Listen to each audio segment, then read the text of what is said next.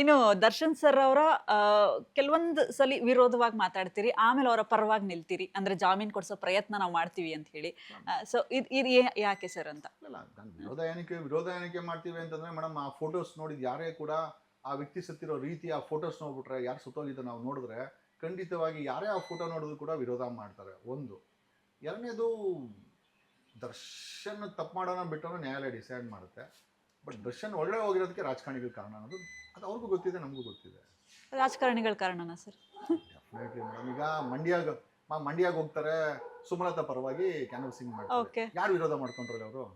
ನಿಖಿಲ್ ಅವ್ರನ್ನ ವಿರೋಧ ಮಾಡ್ಕೊಂಡ್ರು. ಹಾ. ನೆಕ್ಸ್ಟ್ ಟೈಮ್ ಹೋಗ್ತಾರೆ, ಕುಮಾರಸ್ವಾಮಿ ನಿಂತ್ಕೊಂತಾರೆ, ಅಲ್ಲಿ ಸ್ಟಾರ್ ಚಂದ್ರು ನಿಂತ್ಕೊಂತಾರೆ, ಸ್ಟಾರ್ ಚಂದ್ರು ಪರವಾಗಿ ಮಾಡ್ಕೊಂತಾರೆ. ಓ. ಯಾರನ್ನು ವಿರೋಧ ಮಾಡ್ಕೊಂಡ್ರು? ಇಲ್ಲಾಂದ್ರೆ ಅವ್ರು ಹೊರಗೆ ಬರ್ತಿದ್ರಾ?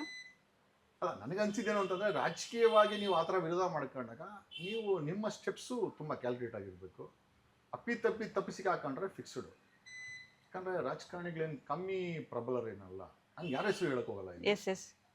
I think has to be very very I think calculative. Mostly ಆ ಕ್ಯಾಲ್ಕುಲೇಟಿವ್ ತಲೆ ದರ್ಶನ್ಗಿಲ್ಲ ಅಂತ ಅನ್ಕೊಂತೀನಿ, ಅಥವಾ ಕ್ಯಾಲ್ಕುಲೇಟರ್ ಅಡ್ವೈಸಸ್ಸು ಇಲ್ಲ.